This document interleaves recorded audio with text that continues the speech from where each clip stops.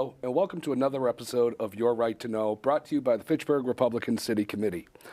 I'll be your host this evening, as well as always with me, my co-host, Mary Lotze. How are you doing today, Mary? I'm doing very well, thank you, Andrew. All right, so we have a very interesting show this month. What really happened on January 6, 2021? The old J6, if that's what you want to talk about it. And we have two very special guests, Sue Ianni from Billerica. Yep. And off screen, we have a Mark Sahady from Walden. So introduction of what really happened. Now, good evening, Sue. How are you doing today? Oh, very well, thank you. Okay. Can you introduce yourself to our viewers and tell us why you went to Washington, D.C. on January 6, 2021? Sure. My name is Sue Ianni. At the time, I was, I guess you'd say a homemaker. I was married. I had kids who were grown but in and out of the house. And I went to D.C. That was actually the third time I was in D.C. We were down there November 14th and December 12th for Stop the Steal rallies. And this was when Trump called us all down. This was like the biggest Stop the Steal rally. But we felt comfortable being in D.C., being on Capitol grounds and all of that, so. How did, when you said President Trump called you down, and he was president at that time, how did he call you down? Was it he put Facebook something post? out. It might have been on Truth Social or something. Just looking but for volunteers it was to come around. down. He called it the Save America rally. Okay. He was actually flying over in helicopters at the other Stop the Steal rally, so he knew about them. And on January 6th, it was the certification of ballots. So he wanted a big showing. So Congress could see, look at all these people. How can you ignore all these people? They believe the election was stolen. And as Ted Cruz would point out later, 40% of the country believed it was a fraudulent election at that time. So, that's why we were there. I was there for my kids, for my country. It's just protecting the vote, our rights. Yeah, America. So when you went down there, what were you hoping to, see, or what were you hoping to do while you were down there? Just make your presence known, or?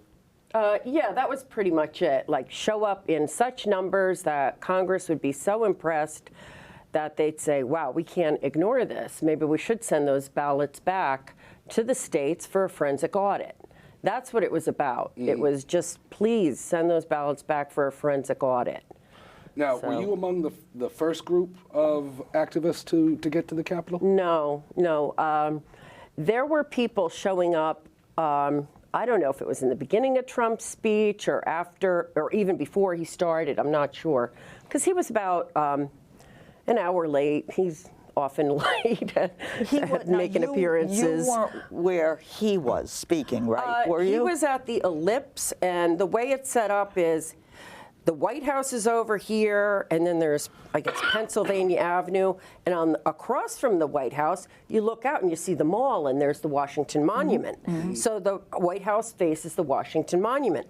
We were closer to the Washington Monument. Okay. There were so many people there.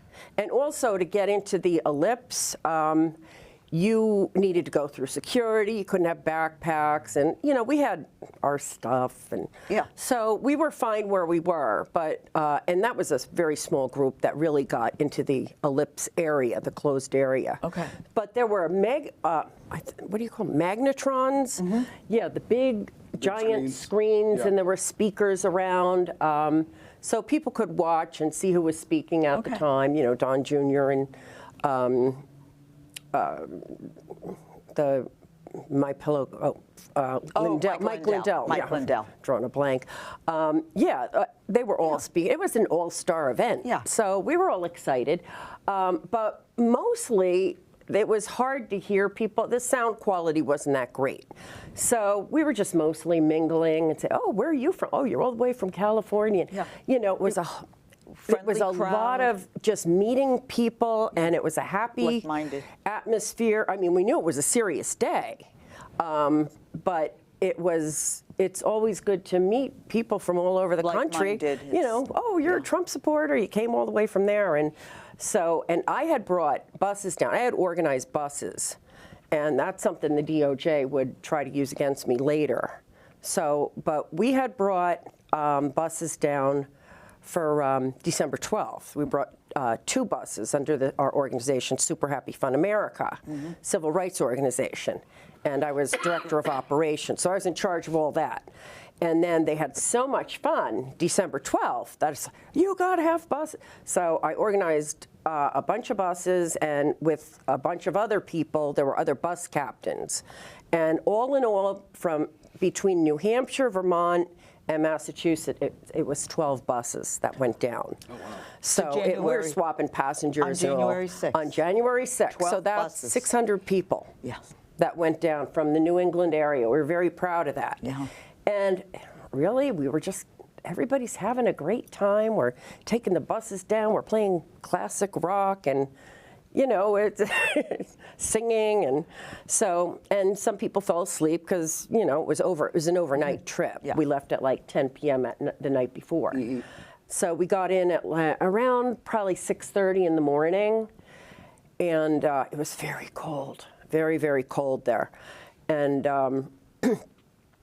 when I made an announcement at Union Station about stay with the crowd because Antifa's been beating up people, the Antifa BLM crowds, whatever T-shirt they decide to wear that day, they've been beating up Trump supporters at the previous rallies.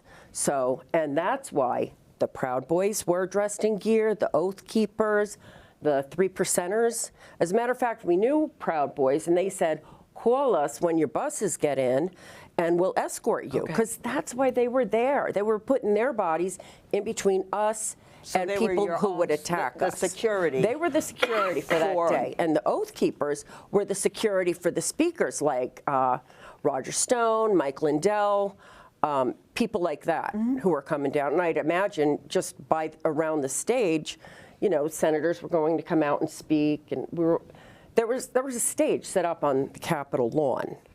So, but I'm getting ahead of myself. If we're still back at the ellipse, you know, we heard Trump speaking, and we decided we're freezing to death. It's the 3rd time we're down, and the leadership of Super Happy Fun America, about 5, 6 of us said, you know what? Let's just go to a restaurant and warm up. We did our due diligence. Everybody's happy they're here. Let's go to we knew of a restaurant near the Capitol, like a bar and grill, and we were just going to have fun and warm up. We weren't even going to go to the Capitol. We were done.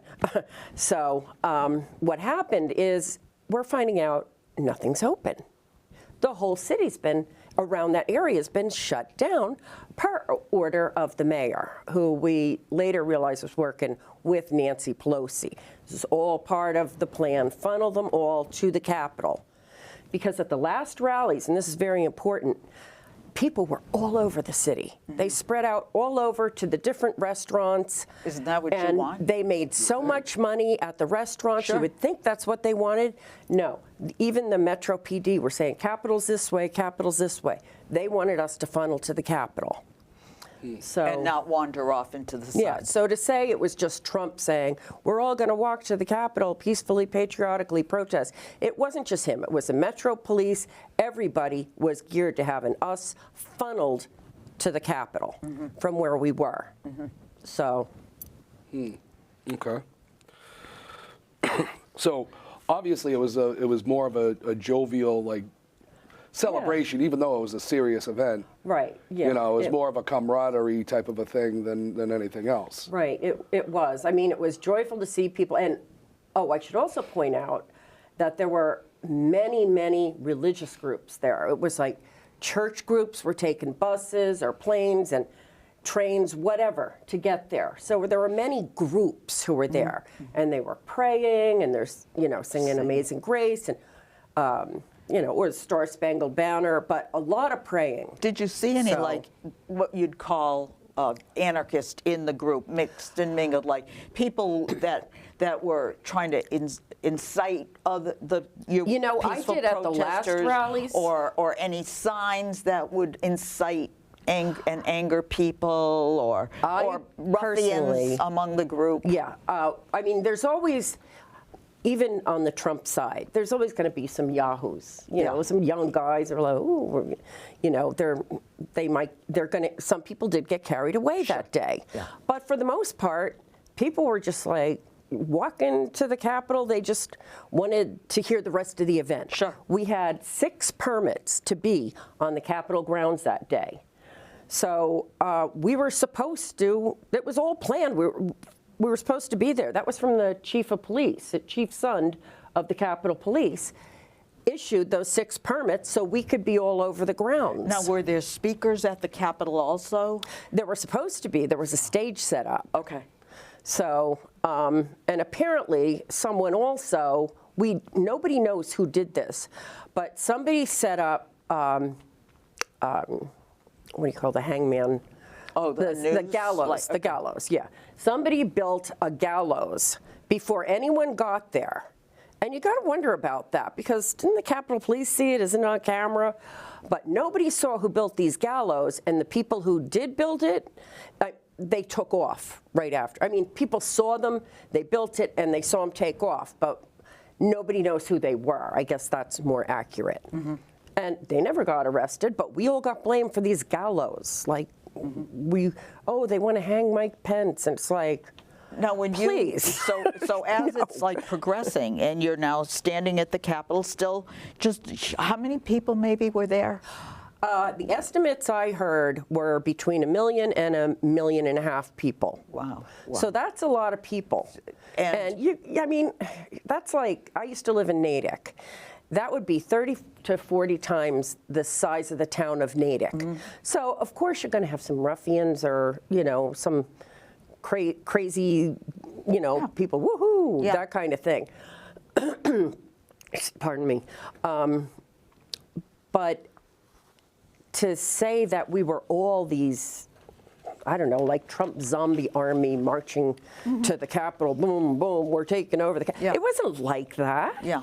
No, so now that you're there and you're at the Capitol, like there's 1 million people around, so you're well, yeah, not everybody went to the Capitol. I'd say hundreds of thousands did go to the Capitol. Did actually march, because it's not, they really it's not didn't like have a it's choice, across the because street. that was where Yeah, well, some people had motels and hotels in the area, so they were like, you know, we're done for the day, we're going to go back, and so, or they had vehicles around, and or if they drove. So, but I'm not parking sure. would be pretty tricky with a, yeah. you know, 1.5 million But I suppose people you could there. get on the metro and take it somewhere. Yeah, and they shut the streets down too, so it wasn't easy to drive around there. I know they did that at the other rallies. So It made it very when difficult you were to drive. there, we've seen different pictures, film reels of people that looked like they were out for no good. Oh, Did yeah. you see There were any some. of that? Did you see I any of didn't that? personally witness it that day. I saw people that looked like they were Antifa at, I don't know if it was, I think it was the December 12th rally. They always show up. So, and we were so, into whatever we were doing, you're not always looking, like your spidey sense isn't working. Yeah. You don't have this situational awareness. Some people did, but they were like military Green Beret types. The rest of us were just like, wow, this is historic, and picture. Did you see any weapons or clubs? No, there were no. Yeah. No. Were the Proud Boys carrying anything? Or? No. The only thing that they referred to as weapons were flagpoles, like aluminum flagpoles, which are, they're pretty light. And, maybe some had wooden flagpoles. I don't know. One thing they did, some of the people like the Proud Boys, Oath Keepers, were considered medics. They were assigned to be medics, and they knew their stuff. So, and in their little first aid kit, there'd be like a little scissors. That's what they called a weapon. Oh, they brought a weapon into the Capitol. So it was like, they forgot they were even carrying it. And then there was this one man who, I guess somebody had a knife. And it was, pretty good sized blade. And somebody handed it to this man who's a friend of ours. Joe Thomas is his name, and he's holding it like, he's like, I better hang on to this because I don't want anyone else to get it, you know, and he just, He knew it would be kept safe with him. It would be safe with him, and he was ex-military too. I'm pretty sure he's a veteran. So, yeah, and he got in trouble for it, for brandishing this weapon. It's like, no, he was keeping it away from Was it like a pocket knife? Like no, it was folding knife? like a hunting knife. Okay. But that was the only weapon that I ever saw a picture of, and there were no guns. I mean, that was something the FBI eventually came out with. You know, we found no proof of guns. Nobody had guns, and the only man that had a gun actually had it legally because he was, and I think he was a member of the ATF, and he figured, well, I'm kind of on duty because I'm watching things. So he was the only one. But even he got in trouble for that. He's like, but I have my badge. I'm like, you know, when you're a police officer, my father's a retired state trooper, so I know this.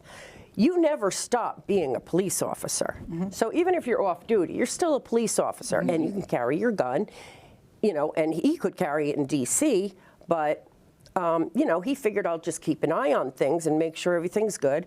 But he got in trouble, and I think he was sentenced to years. So wow. It was that corrupt and crazy. So now you actually got into the Capitol. Yeah, you and Mark.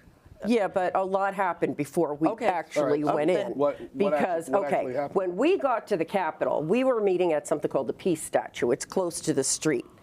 I think that's what it's called. And we were just regrouping to figure out, well, do you think we can get in this restaurant? I wonder if it's open. It was on the other side of Union Station. And everybody's like, no, everything's closed. So somebody eventually said, Mike Pence just said he's not going to vote. That it was almost like he was there for some cameo appearance instead of it being in the Constitution. But he said he's not going to vote, and then everybody was like, Mike Pence, hang Mike Pence, hang Mike Pence. But, you know, tongue in cheek. They're not serious. We're all kind of laughing. Yeah. And it's like, that traitor.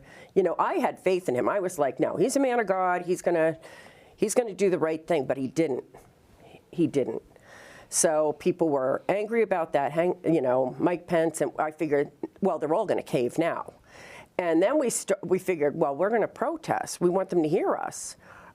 So we started to walk more toward the Capitol, and then again, you know, things started calming down. It wasn't really riled up. It was just, you know, we were angry when we heard about that. But then we walked on and we started talking to people again. Where are you from? Blah, blah, blah. And next thing we know, whew, boom, boom, boom. I was like, oh my God, I thought there were grenades going off. And then tear gas or CS gas or whatever they were throwing at us, or they had sting balls, they're called. They were also shooting rubber bullets at people. I saw this old guy walking around with a hole in his cheek, and we're like, what are they doing? Who was doing that now, the Capitol Police? It was the Capitol Police, because I guess, you know, we couldn't see it, because if you imagine you're on basically a field, and you can't see 10 people in front of you. Sure. We didn't know there was anything going up by the bike racks. So we're just standing around, but they're firing way over into the back of the crowd, in the middle of the crowd. So some people thought they were fireworks. They were, oh, fireworks. So that's how naive we all were. And Mark Sahady had said to me, he's like, they're just flashbangs, because he's an Army veteran, so he understood the riot control things they use. He's like, they're just flashbangs. They're not going to hurt you. They're not going to hurt you. But it took about 7 flashbangs before I could kind of get used to not scream my head off every time. And then the tear gas started, and there were babies in that crowd. There's babies, there's old people that are coughing, and it's like, what the heck are they doing? Yeah. How dare they? And it felt like, I think they just declared war on the American people. Like, how dare you be protesting this election? That's what it felt like. So people were getting angry then. And that's why I'm saying, that's why I will always say this was such a setup. Because if they didn't fire on a peaceful crowd, there never would have been any inside the Capitol or on the steps or any of that. We just would have watched our event and been like, well, you know, let's say a few prayers. I hope they do the right thing, and then we'd be on our way. Mm-hmm. But they didn't even make an announcement to say this crowd must disperse. They just start firing on us. So it was really awful. Mm-hmm. And then I remember there was a woman that walked up. She was talking to the police kind of up the granite steps a few steps. And she's just talking to him like this, and boom, they pushed her. She went flying back. She was an elderly woman. She went flying backwards down granite steps. Oh. So then the guys are like, ah, you know, they're going crazy. So all of this, it seems so instigated. And from what I heard and saw later in videos that they won't show on TV, is the police were just, the J6ers rather, they were up by the barricades. They might have been yelling at the police or saying, you know, USA, USA, and our house, whose house, our house, whatever. But they weren't going past the barricades. But then suddenly the police start tear gassing them in the face, not tear gas, bear spraying them in the face. And, you know, people, what are you doing? And then they start shaking the bike racks, like, because they're mad. They're like, why'd you do that? And then another guy, when they started shooting the rubber bullets, he was just standing around right through his face. And he has problems to this day, scarring, and because it wound up being a hole in his face for days, and then he got some antibiotics. Then they put him in a jail cell after January 6th, didn't give him his antibiotics, and it got all infected, never healed. And he said it was to the point where it smelled, so his face smelled so bad that the other guys in the jail were ready to riot. And then finally they gave him his antibiotics. I mean, that's the treatment. So now, go ahead. Well, I was just, now, how did you get into the Capitol? Because you did get into the Capitol. Oh, and then it seemed to be a little more peaceful again? Yeah, well, after all this, you know, eventually, I don't know if it was after 40 minutes, 45 minutes, whatever, it was like everything just stopped. And then we're milling around, and there were no cops around anywhere. And what we found out later, was because of the wind, they were shooting tear gas out at us, but somebody did it wrong, and it blew back at them, and they were dying because they didn't have gas masks, so they all retreated to the inside. But when people see empty stairs, they're like, oh, I guess we can go up here now, you know? And we're just on the stairs, and that's where you see all that picture, which I'm very proud of the U.S. Capitol, and all you see are a sea of people all over the Capitol, all over the lawn. That's how that happened. But it's not like all those people were attacking. They were just there. Mm-hmm. Well, you've seen some videos that the media will show. Oh, yeah. Of people attacking, you know, using flagpoles as like spears or something like that. Scaling the walls. Scaling the walls. Oh, there were some, like I said, there were yahoos in the crowd. And, yeah. Did you personally see anything like that? Oh, yeah. Yeah. Yeah, we were right there looking over when they were scaling the wall. And we actually helped a guy over because it's like 30 feet, and I'm thinking, he's going to break his neck. So I was just helping him pull over, and then Mark and I are yelling, use the stairs, because we were afraid they were going to kill themselves. Yeah. But they were just, you know, they were just probably excited. Yeah. But they weren't doing it angrily. Yeah. They thought it was kind of funny. Fun.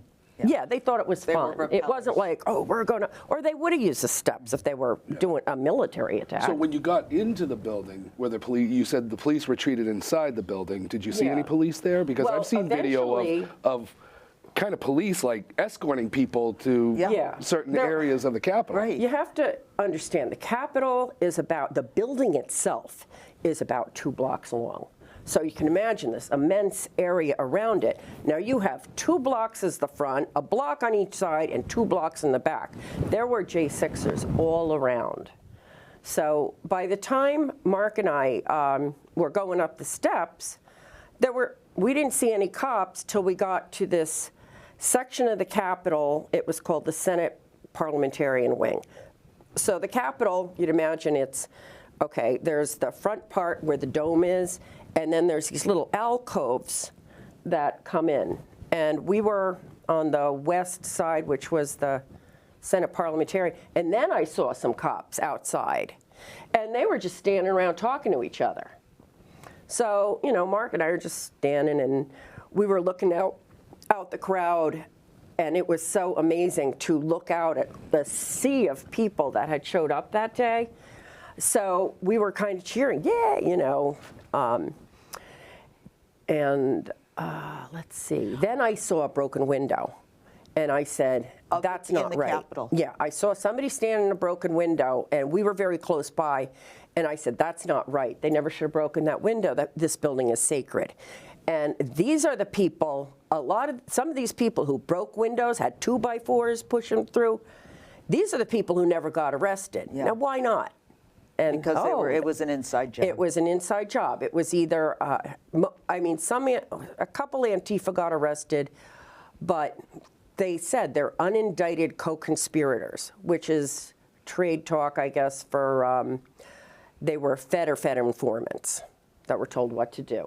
So, and there were also Metro Police undercover and DC Police undercover. I'm sorry. Metro DC Police and Capitol Police undercover, and just like milling in the crowd. But there's actual video. You could see the blue bracelet, the blue rubber bracelet they were wearing, and they were yelling, go ahead, move forward, keep going, move. Why are the DC Metro Police saying that when they're on duty, undercover?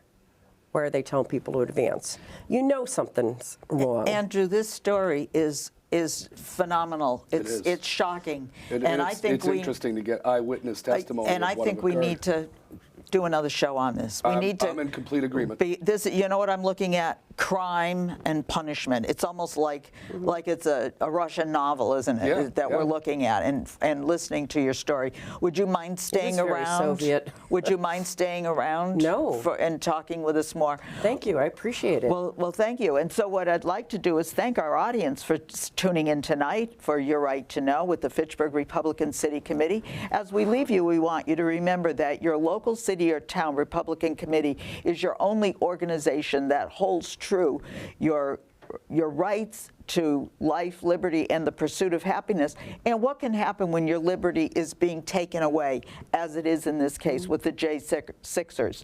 And we want you to know that the Fitchburg Republican City Committee, we believe GOP stands for growth, opportunity, and prosperity, and we always stand for freedom. Thank you and good night. Pretty cool.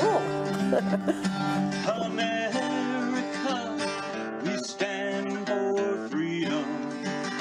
So let us all unite to yearn and strive for our republic that reflects our values, that preserves our rights, and goes forth in power and might, that reflects our values and preserves our rights, and goes forth